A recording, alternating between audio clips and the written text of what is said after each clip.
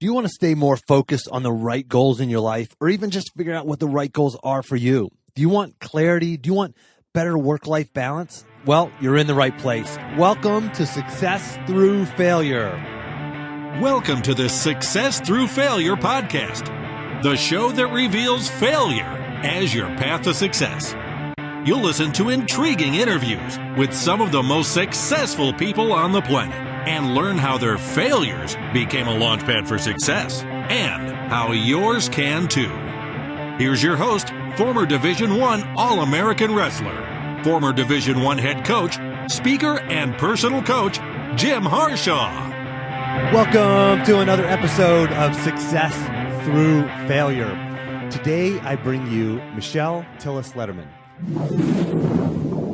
I've had tons of amazing guests on this show, well over 100 now, billionaires, astronauts, professional athletes, world-renowned entrepreneurs, and they've shared their insider secrets for success. They've offered everything from top book recommendations to success hacks to action items that you can use today to see results immediately. If you're like me, you love this kind of stuff. And if you're like me, you want to get the Cliff Notes, or I guess these days they call them the Spark Notes. Well, you can get access to the action plans from your favorite guests, like Spartan Race founder Joe DeSena from episode 27, or Navy SEAL Mark Devine from episode 45, or maybe fitness guru Tony Horton from episode 85, plus other amazing tips and tactics to help you get clear on how to get from where you're at to where you want to be. I put all this in one place because you're busy and you want to get what you need quickly so you can move on with your day. Here's what I want you to do. Go to jimharshawjr.com/action to get instant access to everything I just talked about. That's jimharshawjr.com/action. And if you're listening to this on iTunes, there are 3 dots on your screen. Just touch the 3 dots, select View Full Description. There you'll see the link to download all of the incredible resources and action plans that I just mentioned. Now for today's guest. Michelle is an expert on workplace communications and the CEO of Executive Essentials, which provides custom coaching and training programs. Michelle was named one of Forbes' top 25 networking experts. She's the author of 3 books, including The 11 Laws of Likability and her latest, Nail the Interview, Land the Job. She has appeared on NBC, CBS, Fox, and NPR, and she's been featured in the Wall Street Journal, the New York Times, U.S. News and World Report, USA Today, CNBC, and many others that more than we have time to list here. And as usual for the listener, if you don't have time to listen to this entire episode, or if you hear something you like but you don't have a chance to write it down, make sure you grab your free copy of the action plan from this episode, as well as get access to action plans from every episode. Just go to jimharshawjr.com/action. That's jimharshawjr.com/action. Michelle, welcome to the show. Thank you. So we got a little bit in your bio about you, but tell us a little bit more about your background. Where are you from, and how'd you get from sort of there to where you're at now? Well, I started a Jersey girl. I'm back as a Jersey girl, and somewhere in between, I went to schools in PA and New York and traveled to 66 countries. Wow. 66 countries. So is that mostly for speaking engagements? Only 3 or 4 for speaking engagements. I am a travel junkie, and my kids that are 10 and 11 years old have been to 17 countries each. Wow, that's great. You know, when I tell people I've been to 16 countries, I'm usually the person who's traveled the most in the room generally. And so, gosh, your kids have been to more countries than I have. So, favorite places. What are your favorites? Well, we just got back from Iceland a few days ago. I'm jealous. And that was a pretty amazing trip. List. Oh God, I love Thailand. I loved Africa. And there's too many to list. Costa Rica. It's just, I love to see the world and to immerse myself in different cultures and understand, and especially for my kids, teaching them different ways that people live and different cultures and value systems. And we were in Iceland, and they don't honk their horns. Really? Yeah.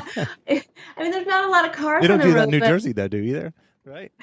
You know, it's like it's part of a rite of passage in New Jersey. Right. You know, but But at one point, we heard a horn honk. 11 days there, we only heard a horn honk once. Really? So peaceful people, huh? Yes. And while we're on the topic of travel, I mean, why do you think that's important for you and for your kids to experience that? I think we, in life, get used to whatever is around us. This is our norm, and we think it's everyone else's norm. And I think especially for growing children, it's important to understand it's not the norm. I didn't grow up the way my kids are growing up. I wasn't as fortunate as them. And I want them to have respect and appreciation and gratitude for what they do have, but also build their charitable gene, and have that compassion and desire for not just experiencing, but assisting. Yeah, I agree. And that just ability to empathize with others whose situations are different than theirs. So that's great. And you talk a lot in your work about relationships and connection. So I would imagine that travel, that kind of travel for your kids and the travel that you've done probably enables you to, I would imagine, connect with more people and a broader sort of spectrum of people. Yeah, I got friends on a few continents. Sure. And I do think it's very interesting. I'm actually working on a new book right now. It's a follow-up to the 11 Laws of Likability. It's called The Connectors Club. And what I find with relationships is, they always say it's not who you know, it's not what you know, it's who you know. And it's very true. But I think it's more than that. I think it's that real relationships lead to real results. And if we build those real relationships and those true connections, that enables the things that we're trying to accomplish in life, whether it is getting a great local travel agent in Iceland so my trip is planned and I hit all of the things that you want to hit as well as off the beaten path, or it's getting somebody to open a door for you so you can get an interview and possibly a job. And so how do you do that? What's the difference between sort of knowing a lot of people and having real relationships? I mean, how do you do that? Because you go through the world and you meet people in high school and maybe in college and in your workplace and in your community, and you have all these how do you build real relationships and the ones that matter? It's interesting. You have connections with some people that, because you went to camp with them or school with them or grew up with them, it doesn't matter if you don't talk for a year or even 5 years. That's somebody who you could always reach out to. And what you do need to understand is the different types of relationships that you have in your life. Coming back for a moment of the idea of a connector, I think that when you have the mindset of somebody who believes in connection and believes in relationships, you have certain ABCs, attributes, behaviors, and characteristics. And I think that anybody can learn these. And even if you're not naturally an outgoing, person that loves to collect friends, I don't like to think of it that way. Anybody can infuse some of these attributes, behaviors, and characteristics into their interactions, and so that they can reap the benefits of these great relationships. So how do you do it? Well, a connector does things a little bit different than everybody else. They display the curiosity, which is, oh God, I've got to remember the numbers of my laws. I think that's number 6 or 5. I think number 5, law number 5 of likability is to be curious, and to be curious about the other person. And when you're curious, you can find those places of commonality. And we find those places of commonality, we have connection, and it's connection built on something more than we are in the same industry. It could be connection based on values or experiences or hobbies or interests or shared past. It's not just that professional share.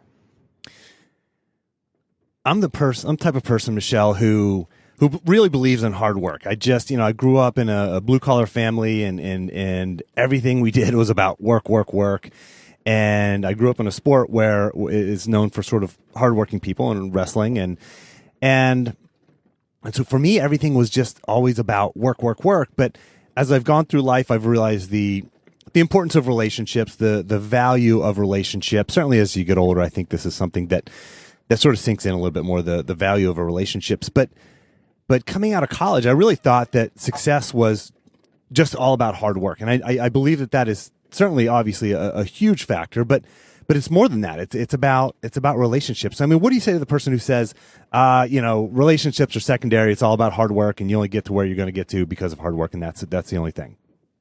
I will never discount effort and hard work. You're a dad of 4, I'm a mom of 2. I'm always not complimenting on the result. I'm complimenting on the effort for my kids. Like, I love how hard you worked on that. And so I'm with you. I believe in the effort, but effort will only take you so far. It is some industries it's a boys club. Some industries it's a connectors club. You have to know what you want, and you have to be willing to ask for it, because if you don't ask, you don't get. People don't just hand you things in life, and you need the clarity of where you're trying to get and what are the things that you want. And people are like, I don't want to ask for help. I want to do everything myself. No. It takes a village. And another attribute of a connector is that we give. We give generously, we give first, we give often, we give because we can, and we give without expectation. And this is actually, later on in the podcast, I'll share a gift with your audience of a free chapter of the 11 Laws of Likability. And I give away the chapter on giving, because it's a philosophy that I think increases results for everybody. If we give, we then can pay it forward, or we might ask somebody that we didn't give to, but because they were given to, they're willing to give. And it's just a mentality that enables more results to happen. So to your question, yeah, hard work matters, but there will be a ceiling. There will be a tree in the road, as my dad says, and you're going to figure out how to get around that tree in the road, over it, around it, under it, however, to get past it and continue down that road. You mentioned that some industries are a boys club or a connectors club. How do men and women sort of see networking differently, or do they? It's an interesting question. I never really thought about it as seeing it differently. I think we approach conversations and interactions differently. We come with different skill sets. So, men might be on the golf course, and the meeting rarely happens at the meeting. And it's something that I do think men are aware of more than women. If we want to look at a gender differentiation, men will get their ducks in a row and align all of their people behind their idea before they walk in that door and have that meeting. And if something didn't go well at the meeting, or somebody was not on board, they wouldn't address it at the meeting. They'll wait till after the meeting, and then they'll, get them at lunch or over a drink or in the bathroom, or maybe that's a women's one. And they will realign their champions and their ducks. The meeting never happens in the meeting, whereas women think, okay, the meeting is for this purpose, to make this decision, and I will wait for that time to do that thing. And that's why sometimes we are not as effective in the meeting, because that's not when the meeting really happens. And you mentioned your book, The 11 Laws of Likability, and you shared one of them, and that's a gift that you're going to offer at the towards the end here. We'll let the listeners know how they can get their hands on a free chapter, and that chapter would be the chapter on giving. Can you share a couple more of the more interesting or more popular sort of laws that people really tend to gravitate to, and any sort of action items around those? Sure. The book is basically 3 sections: what to do before, during, and after a conversation to enable connection. And everyone says, what's the most important law? And I can never pick one. I always pick 2. One of them is the law of giving, which I'm going to be giving to everyone. And the other one is the law of authenticity, which is the first law in the book. And that is the thread or the foundation of every other thing that we do. If we are putting a mask on in our life, if we are not bringing our real selves to those interactions, to those relationships, it's very hard to actually form a connection, because I don't know who I'm connecting to if you're not showing me you. So when we think about authenticity, I say the real you is the best you. And I once had a person email me and says, I'm a jerk. Maybe that's not the best you. He was being sincere and authentic and genuine, saying, I'm a jerk. The real me might not be the best me. And and so what I explain with authenticity is something that your audience can do right now is not that we give ourselves permission to be the jerk, but we do accept our unique charms. So we kind of pushed a little bit on why does he feel he's a jerk, or why has people told him he's a jerk, so that he has that self-awareness, he can understand that. Everyone can be a jerk. I can be too talkative. I can be a little bit too much and, loud and overbearing. And just ask my husband. We didn't date for about a year because I was just too much. So that's one of my unique charms. That doesn't mean I say, well, I can be like that because I'm being authentic. What authenticity is about is understanding where we need to grow, where we need to get ourselves out of our comfort zone, because sometimes authenticity is a comfort zone and we're not growing and we're not stretching. You want to keep growing and stretching while still being you. I'm never going to be accused of being the quiet one. But if you're, go ahead. Sorry. I was going to say, but I've learned how to tone it down to enable somebody else to form a connection with me. And I would think that if you're a jerk and you know that you're a jerk, at least if you're willing to be authentic and admit that I know that I'm a jerk, I think that softens it a little bit. I think that recognizing your flaws and sharing your flaws, I think it softens people a little bit to you whenever you're willing to admit those. I've talked to a lot of people lately about vulnerability. Jason McKenzie episode, he's in the 80s for the listener. If you want to go back and check out my interview with Jason McKenzie, he talks about vulnerability, and specifically for guys who don't like to be vulnerable and share that real, true, authentic self. That's a hard thing for a lot of people to do because they have all these flaws, and we have all these flaws that we like to cover up and like to hide. But whenever we share those, it seems that people tend to trust us more, and it gives us more credibility. And it's almost, which is basically the opposite of what you think might happen when you're truly authentic. Well, it's so funny because I was about to use the word vulnerability and you went there. So I'm smiling over here. There's a saying I usually share, which is vulnerability leads to credibility. And vulnerability is not about weakness. For all those men who are like, I can't, and a lot of people say, well, I don't want to be vulnerable because then people will know where my weakness. Vulnerability is not about weakness. It's about openness. We are being willing to self-disclose a little bit. We're sharing our imperfections. And we're not sharing everything. We're not sharing every fear and fraud factor and deep, dark secret that we have, and making ourselves vulnerable to others necessarily, like giving them power over us. That's not what vulnerability needs to be, and that's not what authenticity needs to be. But as a manager, vulnerability might be acknowledging that maybe you don't have all the answers, or acknowledging that you made a mistake that's similar to one that one of your employees made and that you recovered, and this is how you recovered. Giving that information to somebody is, one, empowering for them, but it builds trust with you. I often talk about the 4 pillars of trust, and you hit the first 2, authenticity and vulnerability. And just so your audience has them, the other 2 are transparency and consistency. Yeah, and those are the 4 pillars, you say, of trust? Of trust, yes. Yeah, absolutely. I mean, if you think about it, those are the things that when you truly share yourself, it makes people trust you and give you credibility. So that's great. So, Michelle, you work with a lot of leaders and executives. What are the kind of challenges that you see come up most often with them that you work with them on and that they hire you for? I don't know if there's one, most common. I was on a call with a coaching client right before this, and our conversation was about hiring, which I think is a huge challenge of finding the right people on your team, of understanding what attributes and what behaviors you're looking for in a role that will make that role successful. It's also a challenge for us to hire people that are different from us, yet it's probably one of the smartest things we can do. Another client of mine that I'm working with is really focused on expanding relationships and showing up like a leader. So there's a lot of that presence and personal branding.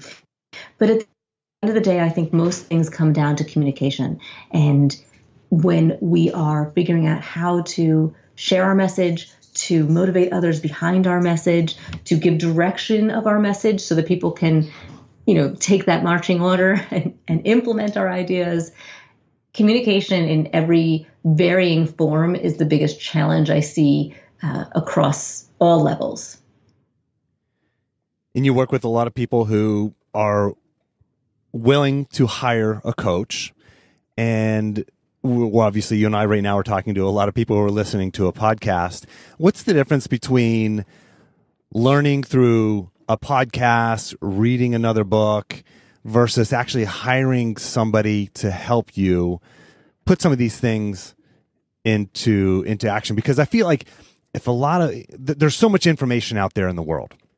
And if it was a matter of if people wanted to be successful, and however they define success, I mean, the information is out there. What's the next step, or why would somebody want to hire you or to hire a coach in general to take information that's already out there and apply it?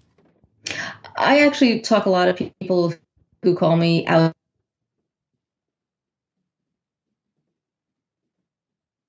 They're really clear on what coaching is and are ready for it.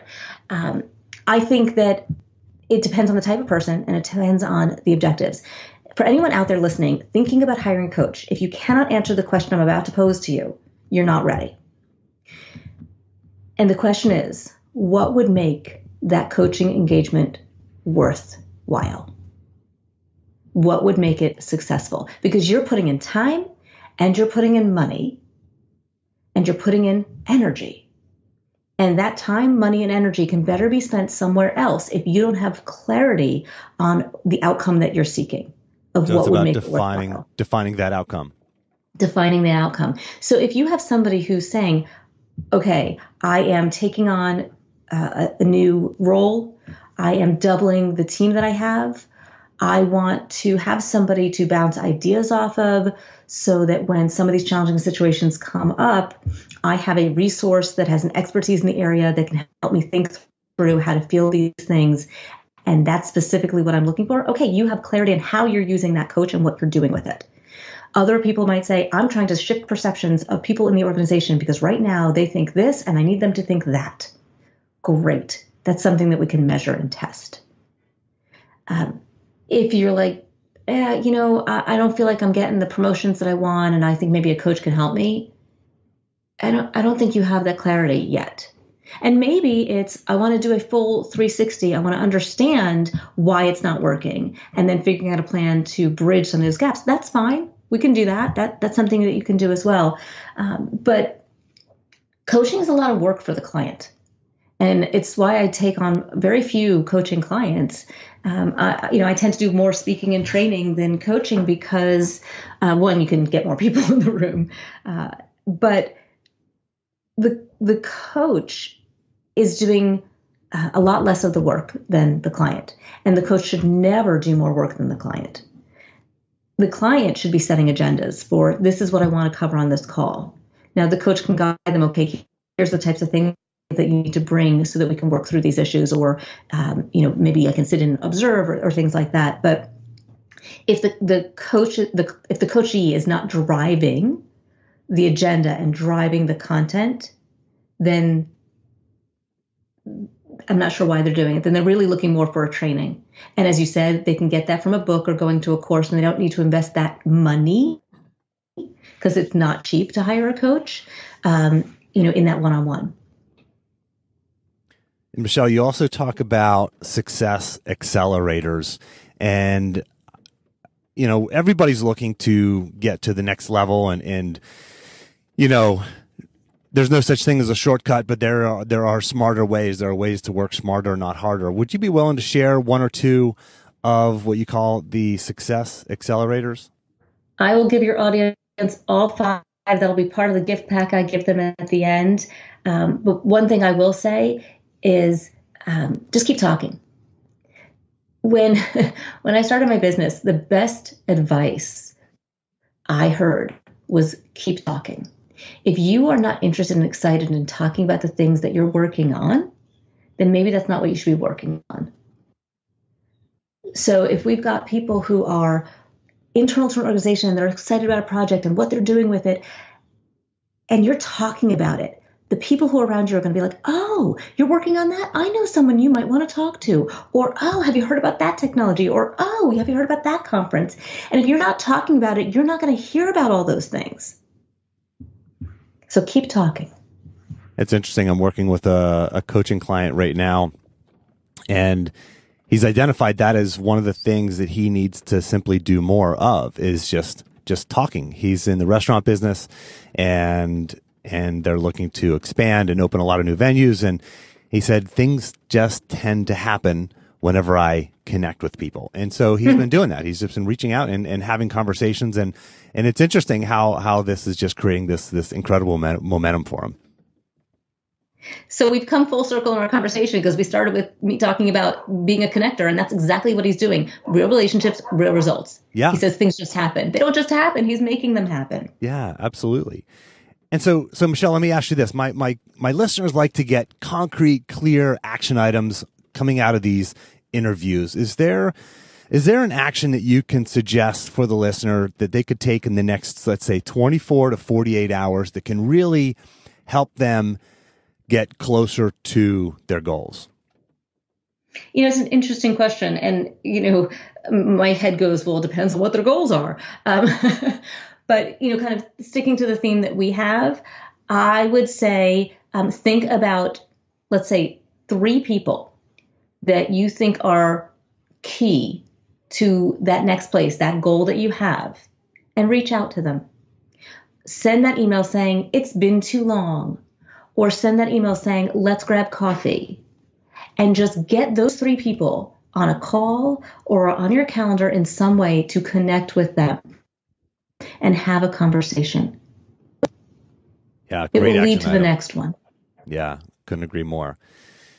And you have this successful career, this incredible personal brand that you've built, Michelle. What habits do you feel like you have that have really helped set you apart and build this incredible brand and work with the incredible people that you've been working with? And what are the habits that you have? What are this on a daily basis or monthly basis or whatever the case may be? What habits do you have that maybe we could learn from? I think the one habit I try to always follow, and I don't know if it's a habit or a rule, it's actually section 2 of my book. It's called Always Have the Conversation. And anytime I was out to dinner for my anniversary last night, and I saw somebody that I knew. I hadn't seen her in person in a while, but I see her on my social media. And she introduced me to her daughter, who somehow I think is in my field. And I didn't really understand what she was saying, but I said, happy to have a conversation. People say, hey, you might want to know so-and-so. And I always say, I'm happy to have a conversation. I'm always open to, hey, would you talk to my friend? They're trying to do, happy to talk to them. Whatever it is, I will give 15 or 30 minutes to anyone if I can help you in that time. And that's often what I do with people who reach out to me for coaching. I'll be like, listen, let's see what I can do for you for no cost in, 15, 20 minutes. And then if you need a coach, then we can talk about whether I'm the right fit or I can direct you to somebody else. Because, if we just have conversations, if we just have that philosophy of giving that we talked about earlier, then you feel happier. And as your client says, things just happen. Sure. Yeah. And Michelle, I ask every one of my guests this. You have, again, like I said, this successful brand, and you've been on all these amazing media outlets, and you have a degree from an Ivy League university. Tell us about a time where you failed, and as a result, you felt that sort of self-doubt, that hopelessness that comes through failure, and share how you were able to deal with that, to overcome it, and to achieve success either because of it or despite it. It's funny. I watched your TED Talk on why I teach my children to fail and knew this question was coming. And the funny thing is I've been asked this question so many times, and I often say that I don't believe in the concept of failure. It's not that everything I've done has worked well. It's just that I never viewed it as a failure. So I really always struggled with this question because I never had in my mind that I had failed. I just had, I redirected, I pivoted, I tried this, and that didn't work, I tried that, but I never viewed it in my mind as a failure. But I did give it some thought because of your TED Talk. And one thing did come to mind. When I wrote my first book, the 11 Laws book, and I wrote every word, my first draft, the publisher said, I wrote the way I speak, which might be a little bit wordy and tangential, and sent it to somebody to review it for me. And I got 17 pages of feedback on what was wrong with my book. Wow. And, I had put in months and months of energy into writing this message that I thought was so important that I needed to get out there. It was like my third child. It took me longer to birth the book than my two kids combined. And, when I read back the 17 pages, okay, maybe half was what was wrong and half was right. But it just, when you first get that, you feel like I tried something I dreamed of doing, of writing a book, and it sucked, So what did I do? I just sat with it for a little bit. I allowed it to sit and process and gave myself a little recovery time. And then I said, okay, time to do something about it. And here are my choices. Give up or fix it. And I actually went to my husband and I said, I almost asked him permission to give up. And he looked at me and he's like, I've never known you to give up on anything. He's like, I give you permission, but you won't give you permission. And I was like, damn it, you know me so well. And so when I heard that, I knew what I would do. I hired myself an editor. I took the 17-page document and I worked it through with her. I said, here's what I was trying to say. Can you help me say it a little more concisely? And I was given 60 days to turn it around. I negotiated for 90. I handed it in at 3 p.m. on the 90th day when It was due at 5 p.m. I literally was working up to it that moment. I emailed it to my husband. He printed it out and he literally walked it to the publisher for me. Wow. Because I needed every second. And within 2 weeks of handing it in, it was Valentine's Day, I got a 5-page document of this was the best turnaround I've ever seen.